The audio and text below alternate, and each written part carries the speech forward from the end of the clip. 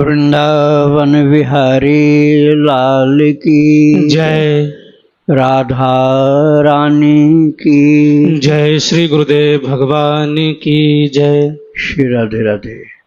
भक्ति प्रश्नोत्तरी कार्यक्रम प्रारंभ किया जा रहा है। आइए हम भक्ति संबंधित प्रश्नों को श्रवण करें। श्री राधे राधे गुरु जी, आपके श्री चरणों में कोटि कोटि दंडवत प्रणाम। नीना जी हैं यूएसए से, इनका प्रश्न है, मुझे यह कैसे पता चलेगा कि मेरा अजपा जप आरंभ हो गया है? देखो, जैसे आपके अंदर कोई एक ध्वनि सी उत्पन्न हो जो बाहर सुनाई न पड़े और उस पर मन अपने आप बार बार जाए कि देखो अंदर जप हो रहा है। जप आपके अंदर जब होने लग जाएगा तो किसी से पूछना नहीं पड़ेगा आपको, आप खुद ही समझ जाओगे कि मेरे अंदर जप होने लगा। भले ही आप उस समय माला नहीं लिए हो या मुंह से नहीं बोल रहे हो, तब भी आपका ध्यान उसी जप में लग जाएगा कि आवाज जो प्रभु के नाम की ओर है, राम राम राम राम राम राम राम राम राम, या जो भी नाम आपके अभ्यास में जो नाम होगा वही होगा। तो वो नाम जपने का आपको पता चलेगा कि अंदर से जप होने लग गया। तो अजपा जप यही होता है कि बिन प्रयास जप होने लग जाए और उस पर ध्यान जाता रहता है कि हाँ जप तो चल रहा है मेरा।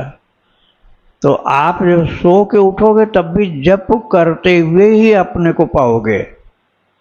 जब आपका अजपा जप सिद्ध हो जाएगा तो जैसे आप सो गए तो जगने पर आपका जप होता हुआ ही आपको मिलेगा, अपने आप पता चलेगा। उसके लिए किसी से कुछ पता नहीं करना पड़ेगा कि कोई बतावे आपको। आपके ऊपर जैसे कोई बच्चा उंगली चला रहा हो आपकी छाती पर, या कोई आवाज कर रहा हो छोटी छोटी धीमी धीमी आवाज कान में, ऐसे कुछ न कुछ आपको अनुभव होता रहेगा। राधे राधे। वंदना जी, इनका प्रश्न है, 3 पखवाड़ा के बारे में आपने बताया था प्रश्नोत्तरी में एक दिन, तो हमें भी इसके बारे में विस्तृत से बताएं। हमें नहीं मालूम है कि 3 पखवाड़ा क्या होता है। 3 पखवाड़ा का मतलब हुआ 3 पक्ष। पखवाड़ा का मतलब हुआ पक्ष, मतलब 15 दिन। तो मैंने ये बतलाया था कि बहुत ज्यादा उग्र असाधारण भजन कोई करेगा तो 3 पक्ष में, पक्ष पखवाड़ा मतलब पक्ष, त्रिभिर पक्ष ही है। संस्कृत में पखवाड़ा नहीं होता, हिंदी में होता है पक्ष। त्रिभिर पक्ष ही, त्रिभिर मासई, त्रिभिर वर्षई, त्रिभिर दिनई, अति उग्र पुण्य पापा नाम यही वो फल मश्नुते। यदि अत्यंत उग्रता है उस कर्म में, बहुत ज्यादा है तीव्रता भजन में, इसी तरह से किसी के द्वारा पाप हो रहा, जैसे किसी ने मर्डर किया तो उसका दंड इसी जन्म में मिलने लग जाएगा। ऐसा नहीं कि अगला जन्म होगा तब मिलेगा, क्योंकि भारी पाप है वो। ऐसे ही बहुत जबरदस्त कोई भक्ति में लग गया तो उसका फल इसी जन्म में मिलने लग जाएगा। सामान्य कर्मों का फल अगले जन्म में मिलता है। सामान्य कर्म चाहे पाप हो चाहे पुण्य हो, उसका फल अगले जन्म में मिलता है। लेकिन अति विशिष्ट अति तीव्र कर्मों का फल, वो चाहे अच्छा हो चाहे बुरा हो, वो इसी जन्म में मिलने लग जाता है। और उसी की बात बताई है भगवान व्यास ने। त्रिभिर वर्षई, त्रिभिर मासई, त्रिभिर पक्षई, त्रिभिर दिनई, अति उग्र पुण्य पापा नाम यही वो फल मश्नुते। अर्थात 3 वर्ष में, बहुत तीव्र हो तो 3 महीने में, अत्यंत जान की बाजी लगाकर कोई भजन में बैठा हो तो 3 पक्ष में पहले का पुण्य उसका हो तो महाराज 3 दिन में ही उसका चमत्कार दिखलाई पड़ने लग जाता है। अब नया नया होगा, कभी भजन किया नहीं है, भूले भटके माला कुछ 1-2 घुमा लेता है, तो इस जन्म में फल नहीं मिलेगा, अगले जन्म में उसका लाभ उसको मिलेगा। मरण के समय भी लाभ मिलेगा। लेकिन इस जीवन में लाभ प्राप्त करना है तो बहुत ज़्यादा भजन में लगना पड़ेगा। राधे राधे। दिनेश जी हैं जयपुर से, इनका प्रश्न है, क्या हम सुबह जल्दी उठकर बिना शौच स्नान किए घर के मंदिर में बैठकर भगवान नाम जप कर सकते हैं, क्योंकि ब्रह्म मुहूर्त का अधिकांश समय शौच स्नान आदि में चला जाता है। देखो, आप भगवान के मंदिर में नहीं बैठो, मंदिर के बाहर बैठो। बिना स्नान किए बैठना है तो आप हाथ मुंह धो लेना। बीमार हो तो स्नान नहीं करो, चल जाएगा, लेकिन बीमार नहीं हो तो स्नान करना जरूरी होता है। और मंदिर में जाकर आपको बैठना है अंदर, तब तो नहाना चाहिए भाई। अब दूसरा कोई नहीं है आपके यहाँ और केवल आके आप ही हो, तो थोड़ा गर्म पानी से शरीर पोंछ लो, ज़्यादा नहीं नहाओ। बुखार है तो सिर मत भिगो। और यदि कोई सेवा करने वाला है, मंदिर में सेवा करने वाला, तो आप बिना नहाए भी भजन करो, मंदिर के बाहर बैठ के करो। भजन नहीं छोड़ना है, चाहे बीमार हो और चाहे स्वस्थ हो, हर हालत में करना है भजन। सब कर्म तो छोड़ते नहीं, केवल भजन ही छोड़ने को तैयार हो जाते हैं। भोजन तो छोड़ेंगे नहीं, भोजन जरूर करेंगे और निंदा चुगली जरूर करेंगे। अब भजन छोड़ने की बहुत जल्दी तैयार, अरे आज तो नहाए नहीं, आज नहीं करें। ऐसा नहीं करना, बिना नहाए भी करो। राधे राधे। इनका दूसरा प्रश्न है, मेरे इष्ट प्रभु श्री राम जी की कृपा से दास 1 वर्ष से प्रतिदिन सुबह 5 बजे उठकर शौच स्नान करके श्री हनुमान जी महाराज के सामने बैठकर उन्हें हनुमत स्तवन, राम रक्षा स्तोत्र, 48 मिनट राम नाम और 10 दोहे रामचरितमानस का, 1-2 पद विनय पत्रिका के, श्री राम स्तुति, श्री रामावतार, हनुमान चालीसा, संकट मोचन, हनुमान अष्टक, श्री पंचाक्षर स्तोत्र सुनाता हूँ। सूर्य भगवान को अर्घ्य, तुलसी जल को जल चढ़ाता हूँ, श्री शिव जी को जल चढ़ाता हूँ। नियमित रूप से मोबाइल से सत्संग सुनता हूँ। फिर शाम को ऑफिस आकर 40 मिनट राम नाम सुनता हूँ। प्रत्येक शनिवार को सुंदरकांड का पाठ करता हूँ। मेरी दिनचर्या में ये सारी चीज़ें रोजाना की, तो क्या ये मैं सही कर रहा हूँ? अब इसमें मेरी प्रार्थना एक है आपसे कि पाठ कम करो। जितने पाठ आप गिनाए हैं, इनकी पुस्तकें इतनी मोटी हो जाएंगी, एक के बाद एक, दूसरा दूसरा तीसरा पाठ कई घंटा चलेगा आपका। उतनी देर में कितना जप हो जाता है आपका। जप की महिमा पाठ से ज़्यादा है। उसका क्रम ये बताया गया, पूजा कोटि समम स्तोत्रम। स्तोत्र माने पाठ। पूजा मतलब हुआ गौर गणेश और नवग्रह, इन सब का पूजन करना। तो उससे ज़्यादा श्रेष्ठ क्या है? स्तोत्र पाठ। और स्तोत्र कोटि समम जपः, और सैकड़ों हजारों स्तोत्र से भी अच्छा है भगवान के नाम का जप करो। या दीक्षा मिली है तो दीक्षा मंत्र का जप करो। और जप कोटि समम ध्यानम, जप से भी श्रेष्ठ है भगवान का ध्यान। अब ध्यान के सहित जप करो तो और ज़्यादा अच्छा है। और ध्यानम कोटि समम लय, ध्यान से भी श्रेष्ठ है भगवान के ध्यान के द्वारा समाधिस्थ हो जाना। अब वो तो अपने हाथ में होता नहीं हो, तो भगवान कराएंगे तब होगा। लेकिन ध्यान की कोशिश करो, ध्यान सहित जप की कोशिश करो। हम ये नहीं करें कि सब पाठ आप बंद कर दो, लेकिन कम कर दो भाई। जैसे आप 10 पाठ करते हो तो 10 में से जो एक ज़्यादा जरूरी समझते हो वही करो, और उन सब का पूरा टाइम जप में लगा दो। ऐसा मत करना कि पाठ भी छोड़ दिया और जप भी नहीं किया, तो दोहरा घाटा हुआ। आप पाठ छोड़ते हो तो पाठ का टाइम जप में लगाओ, तो आपको लाभ ज़्यादा होगा। श्री राधे राधे। प्रश्न है गुरु जी, महाराज जी, पहले मैं राम नाम का जप करता था, फिर भगवान की कृपा से स्वतः विजय मंत्र जप होने लगा। साथ ही प्रतिदिन लगभग आधा घंटा विजय मंत्र का नाम कीर्तन भी करता हूँ, राम नाम लेखन भी करता हूँ। यद्यपि उसमें नियमितता नहीं रख पाया हूँ, यह मेरी भूल है और लापरवाही है। यह करते करते धीरे धीरे मेरे भीतर सदगुरुदेव के दर्शन और उनसे मिलने की इच्छा जागृत होने लगी है, क्योंकि अभी तक गुरुदेव का वर्ण नहीं हुआ है। इसी बीच एक रात्रि विजय मंत्र जपते समय स्वतः शाम में सदाशिव नाम का स्फुरन हुआ, तब से उसी नाम का भी जप करने का प्रयास कर रहा हूँ। महाराज जी, भगवान की कृपा और उपस्थिति का अनुभव मुझे निरंतर होता रहता है। वह नाम से चाहे स्वप्न में किसी उपदेश के रूप में हो या प्रत्यक्ष जीवन में, इसी कृपा से कभी निराशा नहीं हुई है। परंतु अभी तक अपने स्वरूप गुरुदेव से भेंट न होने के कारण मन व्यतीत भी रहता है और उत्सुक भी है। कृपया आगे के मार्ग के विषय में मार्गदर्शन देने की कृपा करें। मुझे आगे क्या साधना, नियम या आचरण करना चाहिए?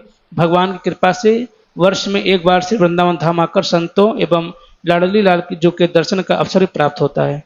ये तो बहुत अच्छा नियम है कि साल भर में कम से कम एक बार आते हो, और ज़्यादा आ सको तो और अच्छी बात है।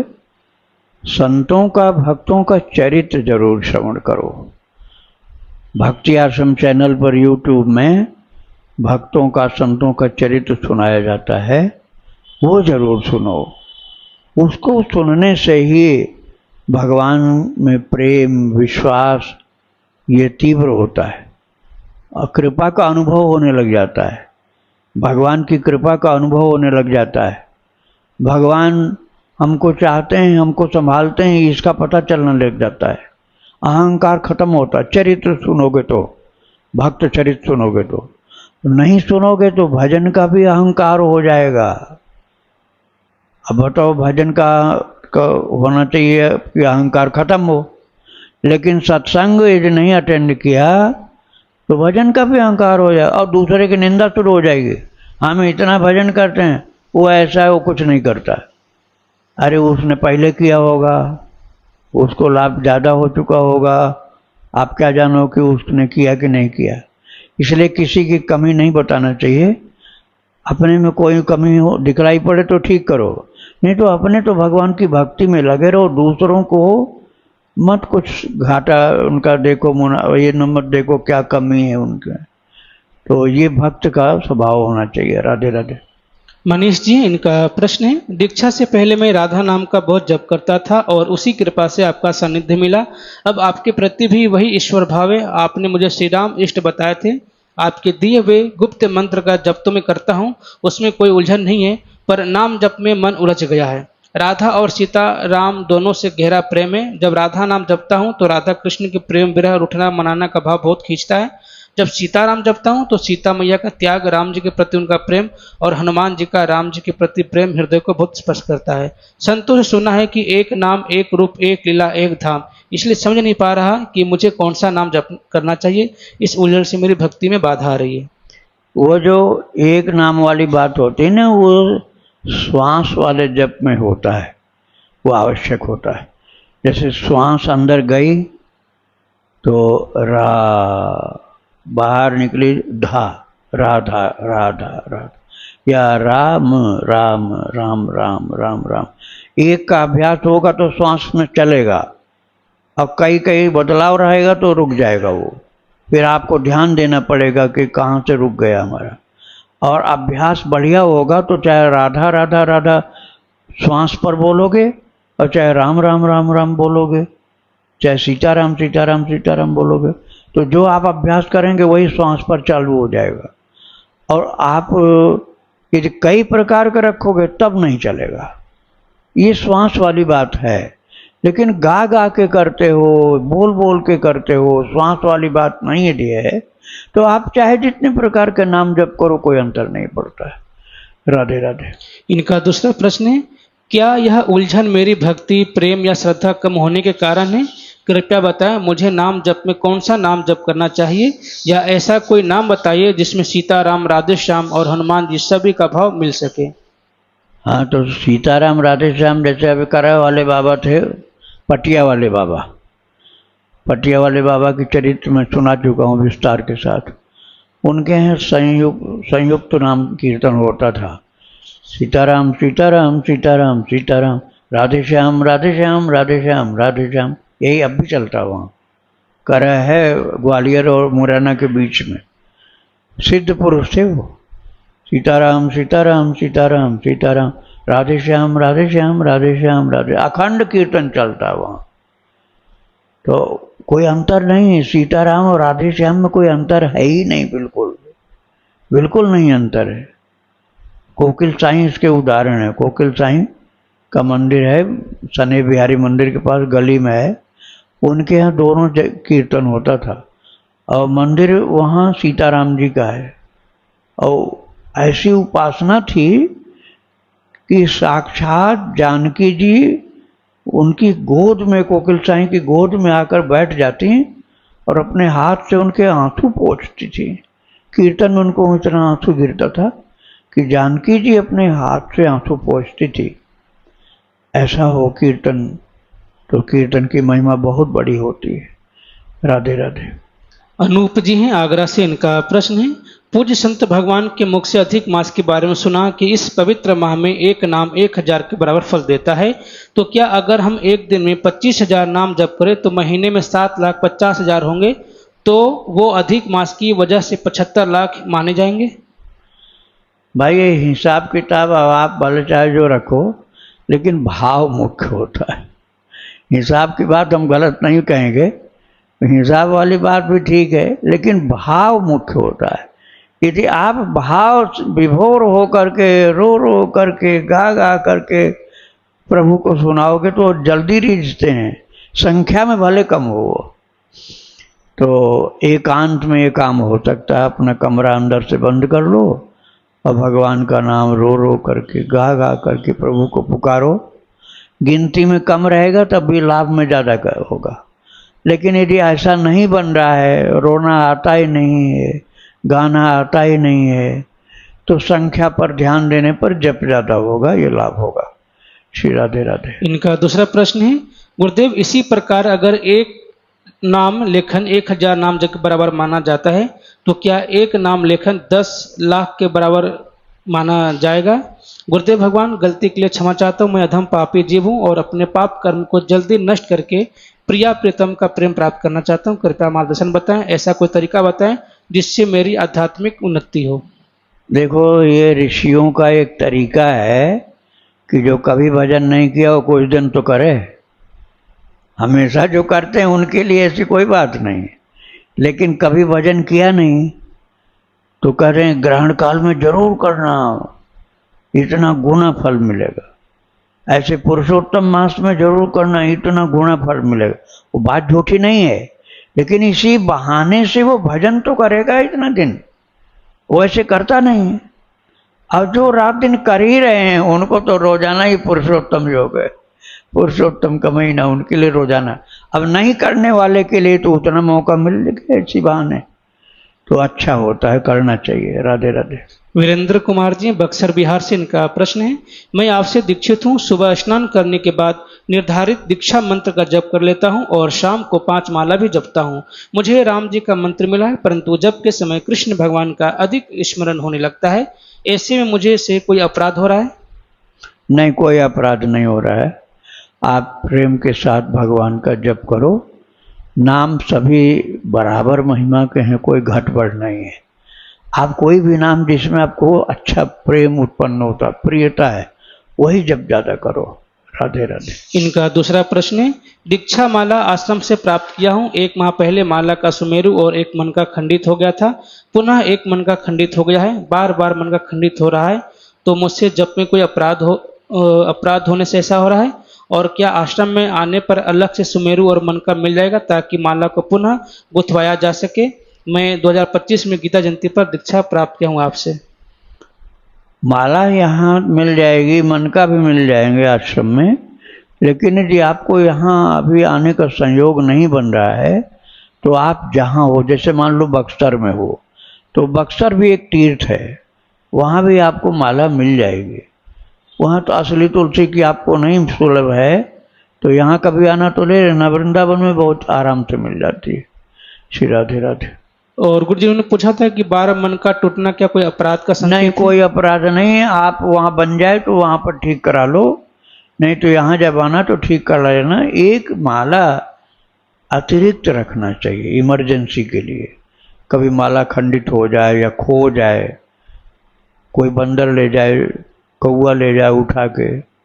घी लगा होता तो कौआ ले जाता है, माला में घी लगा, और या तो खाने वाली चीज़ मिलेगा इस लालच से बंदर ले जाते हैं, तो फिर कभी मिलता है कभी नहीं मिलता है। तो एक अलग अलग माला इमरजेंसी टाइम के लिए रखना चाहिए, जब अपनी नहीं मिले तो उससे जप कर लें। तो आप एक माला और रखो जिससे ऐसी जरूरत पर काम आवे। राधे राधे। विनय जी, इनका प्रश्न है, महाराज जी जब हम नाम जप करते हैं तो ज्यादा संख्या में नाम जप करने पर मालाओं की संख्या कैसे गिने? मालाओं की संख्या गणना करने की सर्वोत्तम एवं शास्त्र सम्मति विधि क्या है? गणना करने के लिए काउंटर सबसे अच्छा है। कितनी माला हुई या कितना जप हुआ, काउंटर एकदम करेक्ट बताता है। बस ये ध्यान रखना कि काउंटर किसी को छू जाएगा तो जीरो पर उंगली जाते ही सब जीरो हो जाएगा। तो इसके लिए अपने सावधानी से रखो, किसी को छूने नहीं दो, तो काउंटिंग सही होगी। उससे बढ़िया और दूसरा उपाय नहीं है। माला में बहुत ज़्यादा गणना करनी पड़ती है। 108 हो गया तो दूसरी माला में एक निशान, फिर 108 हो गया तो फिर तीसरा एक मन का और सरकाना। काउंटर में कुछ नहीं सरकाना है। तुलसी का माला स्पर्श करने में लाभ अधिक है, जपने में सरलता काउंटर में ज़्यादा है। राधे राधे। इनका दूसरा प्रश्न है, 27 मनकों की सुमेरनी से क्या प्रत्येक मनके पर 4 बार नाम करने से 108 नाम पूरी माला पर गिना जा सकता है? बिल्कुल किया जा सकता है, सावधानी रखनी पड़ेगी, नहीं तो फिर चलने लग जाएगा। 4 बार की जगह एक बार में ही उंगली आगे सरक जाएगी, तो कहाँ हो पाएगा। या तो फिर 4 बार वो माला कर लो तब एक माला मानो, तो आपको एक एक बार ही सरकाना पड़ जाएगा। राधे राधे। नकुल जी हैं, इनका प्रश्न है, मेरा उम्र 19 वर्ष है। मैंने कुछ महीने पहले आपसे प्रश्न किया था कि पहले मेरा मन नाम जप कथा सत्संग आदि में लगता था, प्रिया प्रीतम के लिए मन में भाव था, हर समय वृंदावन का चिंतन होता रहता था, स्वतः मुख से हरे कृष्ण महामंत्र जपता था, लेकिन कुछ महीनों से मेरा मन बिल्कुल भी इन चीज़ों से दूर हो गया है, बिल्कुल भाव शून्य सा हो गया हूँ। बहुत प्रयास करने पर भी मन नहीं लगता। आपने इसका कारण बताया था कि अगर हम अहंकार करते हैं या अपने को दूसरों से ऊंचा मानते हैं या सपनों में कोई दर्शन या लाभ देखते हैं तो ऐसा होता है, अगर किसी को बता देते हैं तो भी ऐसा हो सकता है। मैं यह गलती करता था और इस बात को मानता भी हूँ। साथ ही मुझे ऐसा लगता है कि मुझसे कोई और भी अपराध हुआ है, खासकर वैष्णव अपराध, संत अपराध। मैं दिसंबर के महीने वृंदावन आया था, उसके बाद से ऐसा होने लगा है। कुछ दिनों तक मेरा मन भगवान शंकर की पूजा में लगा, लेकिन अब किसी भी तरह के पूजा पाठ जप में मन नहीं लगता। मैं बहुत दुखी हूँ, कृपया करके कोई ऐसा उपाय बताएं जिससे मैं अपने घर पर रहकर भजन कर सकूं। निंदा मुख्य है, इसका कारण मुख्य है निंदा। जैसे संतों की निंदा, भक्तों की निंदा, धाम की निंदा। धाम में आएंगे और धाम में क्या क्या कमी यही देखते रहेंगे। और धाम वासियों की निंदा, भक्तों की निंदा, ये सब करने से भजन में कमी आ जाती है, श्रद्धा बिगड़ती है। और अपने को बड़ा ऊंचा समझना और सबसे बताना कि हम ही तो बड़े भक्त हैं, सब लोग हमसे छोटे हैं, तो फिर गया भजन अब आपका। जैसे जैसे भजन आपका बढ़े उसे वैसे झुको, विनम्रता आवे। तृणादपि सुनीचेन तरोरिव सही सुना, अमानिना मान देन कीर्तनीय सदा हरि। ये श्री चैतन्य महाप्रभु ने कहा है। अपने को तिनके से छोटा मानो, वृक्ष से ज़्यादा सहनशील बनो, सम्मान दूसरे को दो, अपने सम्मान की इच्छा मत करो, तब भगवान के भक्ति में आगे बढ़ोगे। तो ऐसा नहीं करोगे तब कैसे बढ़ोगे, पीछे हो जाओगे। सावधानी रखो, किसी से अपनी बड़ाई मत किया करो।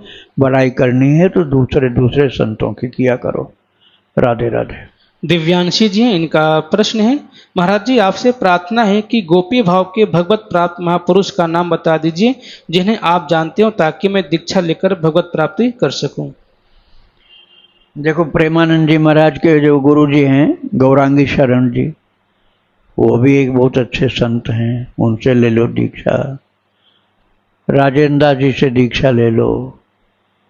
और बरसाना में बंगाल वाले बाबा जो हैं विनोद बाबा, उनसे दीक्षा ले लो। जहाँ आपका भाव टिके, श्रद्धा हो, वहाँ दीक्षा ले लो। और दीक्षा लेने के पहले चाहे जितनी जांच करो, और दीक्षा लेने के बाद यदि तुमने ये कर दिया अच्छे तो हैं लेकिन ये कमी है, तो समझ लो तुम्हारी दीक्षा में बहुत बाधा पड़ गई, क्योंकि श्रद्धा बिगड़ने लग गई तुम्हारी। इसलिए दीक्षा लेने के पहले चाहे जो पता कर लो, दीक्षा लेने के बाद ये मत कहना कि ये कमी है। कमी नहीं रहती, कमी अपने में रहती है, हमको अपनी गंदगी उनके अंदर दिखलाई पड़ जाती है। मन अपना खराब और दूसरे के लिए उसको लगा देते हैं कि इनके अंदर कमी है। कमी नहीं है, कमी तो अपने अंदर है। वो चश्मा जैसे गंदा हो तो गंदा दिखलाई पड़े, ऐसी बात हो जाती है। श्री राधे राधे। जय श्री राधे महाराज जी। राधे। मैं गाजियाबाद वसुंधरा से राकेश गुप्ता। महाराज जी, मेरा प्रश्न कुछ अटपटा सा है लेकिन मन के भाव हैं तो आपके समक्ष रखता हूँ। वैसे तो आध्यात्मिक अकाउंट में मेरे पास कुछ नहीं है, पाप बहुत किए हैं, पूर्व जन्म का तो स्मरण नहीं, लेकिन इस जन्म में भी बहुत पाप किए हैं। अगर प्रभु स्वप्न में या आकर के कहें कि कुछ मांगो, तो मुझे क्या ऐसी चीज मांगनी चाहिए जो वापिस और मांगने की कुछ जरूरत ना पड़े और वापिस संसार में ना आना पड़े? जय श्री राधे। राधे राधे। देखो, पहली बात तो ये है कि जब भगवान सम्मुख आएंगे ना, तो तुम मांगना ही भूल जाओगे। भूल जाओगे कुछ मांगना भी चाहिए। कब याद आएगा? जब वो चले जाएंगे। जब चले जाएंगे तब कब, अरे मुझको तो ये मांगना था, हम तो भूल ही गए। उनको देखने में इतना आनंद विभोर हो गए कि उनके आनंद में वाणी तक नहीं निकली, न मन में कुछ बात आई। तो दर्शन के समय तो कुछ मांग नहीं पाओगे। बार बार वो कहेंगे, तब भी तुम यही कहोगे अब कुछ नहीं चाहिए, आप ही को चाहता था मैं। अभी जब तक वो मिलते नहीं ना ठाकुर जी, तब तक बड़ी अभिलाषाएं रहती हैं। सारी इच्छाएं खत्म हो जाती भगवान के आगे आते ही। इसलिए आप चिंता नहीं करो, आपको मांगना नहीं पड़ेगा, वो बिन मांगे ही सब कुछ दे देंगे। श्री राधे राधे। गुरुदेव के चरणों में सादर प्रणाम। श्री राधे राधे। जय श्री राधे। गुरुदेव, हम 4 सदस्य गोवर्धन जी की दंडवती परिक्रमा करने आए हैं। क्या? थोड़ा सा इधर हो जाओ। हम सवाई माधोपुर राजस्थान से 4 सदस्य दंडवती परिक्रमा करने गोवर्धन जी के आए हैं। अच्छा। और अभी दान घाटी से वो मानसी गंगा से आन्योर तक पहुंचे हम दंडवती करते हुए। दंडवती कर रहे हैं। ठीक है, सही चल रहे हैं। तो इस परिक्रमा में हमें क्या क्या सावधानी रखनी चाहिए? बस एक तो ये है कि परिक्रमा में कहीं कितना भी जरूरत हो, थूकना नहीं। थूकने से क्या होगा कि जो दंडवत कर रहा है उसके ऊपर उसको जाना पड़ जाएगा। दूसरी बात यह है कि कहीं किसी को लग न जाए चोट आपके द्वारा जल्दीबाजी में, ये भी नहीं होना। खाने पीने की चीज़ में अशुद्धता नहीं आनी चाहिए। सादा भोजन सीमा के अंदर ही, जितना में काम चल जाए, बहुत ज़्यादा नहीं खाना। अब भूखा भी नहीं रहना है। और प्रभु का ही अनुग्रह समझना जो तुम कर पाते हो। ये चिंतन बहुत सावधानी से करना पड़ेगा कि ये मैं नहीं कर रहा हूँ, ये ठाकुर जी करवा रहे हैं हमसे, क्योंकि मेरे बस का था ही नहीं कि मैं इतना दंडवती कर सकूं। तो भगवान की कृपा हो रही है, उन्हीं का अनुग्रह स्वीकार करो। ये सदा ध्यान, कृपा का दर्शन करते रहो। और कुछ बन सके तो किसी की सेवा सहयोग भी कर देना। दंडवत जिस दिन जहाँ विराम करते हो, वहाँ पर कोई ऐसी चीज़ होनी चाहिए जो भूलने का डर न हो।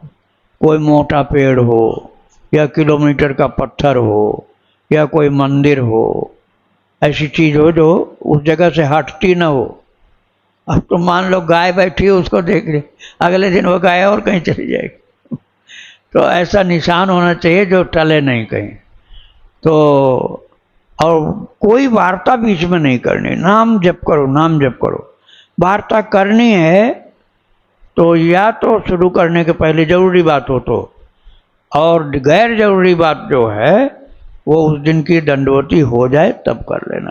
राधे राधे। गुरुजी, मेरा अगला प्रश्न है, भक्ति आश्रम चैनल पे आपके द्वारा सुनाए गए लगभग सभी मैं भक्तचरितावली सुन चुका हूँ। मेरे कुछ प्रश्न है उस भक्तचरितावली के संबंध में। हाँ कुछ प्रश्न है मेरे। हाँ जैसे उड़िया बाबा थे। हाँ उड़िया बाबा ने शुरुआत में दंड सन्यासी के दीक्षा ली थी। बाद में उन्होंने दंड को गंगा में विसर्जित कर दिया था, समुद्र में, समुद्र में भेज दिया। हाँ। और उसके बाद भक्ति मार्ग में वो आगे थे। हाँ तो उनकी उस दीक्षा का क्या रहा? देखो, वो नियम था, शंकराचार्य जी से दीक्षा उन्होंने ली। शंकराचार्य जी वहीं के थे, जगन्नाथपुरी के शंकराचार्य थे। तो शंकराचार्य जी अर्थात गुरु थे, तो गुरु की आज्ञा ये थी कि तुम दंडी सन्यासी बनो। अब उनसे कहेंगे नहीं हम ये नहीं बनेंगे, तो गुरु की अवज्ञा हो गई। इसलिए वो वहाँ नहीं कर सकता है, जो वो कहेंगे वही करना है, उसको अच्छा मानकर करना। अच्छा, उसको उन्होंने धारण कर लिया, गुरु जी से उस विषय में कुछ भी अनिच्छा नहीं व्यक्त प्रकट की। लेकिन जब वहाँ से वो भ्रमण करने चल दिए, तब एक जगह बैठकर विचार किए कि शरीर का अहंकार ही बहुत है मेरे, कि मैं ब्राह्मण हूँ। यही अहंकार बहुत बड़ा कि मैं ब्राह्मण हूँ। अब दूसरा अहंकार और हो गया कि मैं दंडी सन्यासी हूँ, और सब सन्यासी वैरागी और जितने साधु हैं वो सब मुझसे छोटे हैं, और मैं सबसे बड़ा साधु हूँ। तो बड़ापन का अहंकार हो गया। और उसका कारण क्या है? ये जो मैं ढो रहा हूँ बांस, डंडी, ये दंड जो ढो रहा हूँ, उसके कारण से मुझको अहंकार हो रहा है। इसलिए इस अहंकार को हटाना जरूरी है। तो उन्होंने उसको समुद्र देवता को अर्पण कर दिया। लो महाराज, आप संभालो, अब मैं आज से कोई दंडी नहीं हूँ, अब छोटा सा किंकर हूँ मैं। तो अहंकार को खत्म करने के लिए उन्होंने किया ये, और कोई दूसरा कारण नहीं था। राधे राधे। राधे राधे। अगला प्रश्न है गुरुजी मेरा, गया प्रसाद जी की भक्तचरितावली मैंने सुनी है, उसमें उड़िया बाबा को मानसिक गुरु मानते थे, और उन्होंने गुरु दीक्षा प्रत्यक्ष में नहीं ली थी, और नाम जप उन्होंने किया है, 3.5 लाख नाम जप रोज करते थे गया प्रसाद जी। तो अभी आपने सही ढंग से सुना नहीं। चलो हाँ बोलो, आप फिर बताएं। अब इसमें मैं प्रश्न कर रहा हूँ गुरुजी, गुरु बिन बहुनिधि तरही न कोई, चाहे विरंच शंकर सम होई। तो जब उन्होंने दीक्षा नहीं ली, अरे यही तो गलत बोल रहे हो ना। मानसिक गुरु माना है? नहीं बिल्कुल नहीं। इसका मतलब तुमने ध्यान से सुना ही नहीं। अब रख दो, तुम्हारा प्रश्न गलत हो गया। प्रश्न सही नहीं तुम्हारा, क्योंकि तुमने ध्यान से सुना नहीं। मानसिक तो पहले किया था, जब तक दीक्षा नहीं हुई थी तब तक मानसिक था। लेकिन उसके बाद जब वो यहाँ आए हुए थे हाथरस से, तो उस समय यहाँ जो एक उनके गुरु भाई रहते थे, तो उन्होंने जनार्दन चतुर्वेदी उनका नाम था, उन्होंने जनार्दन चतुर्वेदी ने कहा उड़िया बाबा से कि महाराज जी आज इनको कंठी पहना दीजिए आप। तो बोले अच्छा। उसी समय एक भक्त कहीं से आया, और वो वैष्णव दीक्षा वाले नहीं थे महाराज जी, शैव सन्यासी थे, लेकिन फिर भी वो व्यक्ति अपने भाव से उनको गले में तुलसी की कंठी उड़िया बाबा को पहना दिया, और 1-8 घंटा पहने रहे। बोले अच्छा जनार्दन, तुम्हारा क्या मन है कि मैं अपनी कंठी पहनाऊं इनको? बोले तभी तो होगी दीक्षा महाराज जी। तो अपने गले की कंठी निकाल करके तुलसी की, जनार्दन जी के इच्छा को देखते हुए, और कृपा करना था तो गया प्रसाद जी के गले में पहना दिया। एक काम तो ये किया। अभी देखो दीक्षा भी हुई जबरदस्त, और जो लोगों की होती उनसे ज़्यादा हुई है। उसके बाद बोले कि अच्छा पंडित जी, गया प्रसाद, ये बताओ तुम हरे राम राम राम हरे हरे, हरे कृष्ण कृष्ण कृष्ण हरे हरे ये जपते हो क्या? बोले महाराज अब आपकी आज्ञा मिल गई। अब जब तो मैं पहले से भी करता था, अब आपके श्रीमुख से निकला, अब आप प्राप्त करा दिए मुझको जो जपना। इस प्रकार से जपने का मंत्र मिल गया, कंठी मिल गई। इसके बाद जनार्दन जी फिर बोले महाराज जी इनकी इच्छा है कि आपकी चरण पादुका प्राप्त हो जाए। बोले अच्छा। तो अंदर से खड़ाऊ पहने हुए निकले उड़िया बाबा, और वो बिल्कुल उनके पास रख करके फिर कुटिया में चले गए और उन्होंने उठा करके सिर पर रख लिया, और सिर पर रखे रखे खड़ाऊ यहाँ से गोवर्धन तक पैदल गए। तो गुरुदेव की चरण पादुका मिल गई, गुरुदेव का दिया हुआ मंत्र मिल गया, गुरुदेव की दी हुई कंठी पहन लिया गले में, तो दीक्षा तो पूरी हो गई, कहाँ कमी रह गई इसमें। नहीं, कान की जरूरत ही नहीं थी, उनके पास ही खड़े होकर तब बात किया था। राधे राधे। वृंदावन बिहारी लाल की जय। राधा रानी की जय। जय श्री गुरुदेव भगवान की जय। श्री राधे राधे।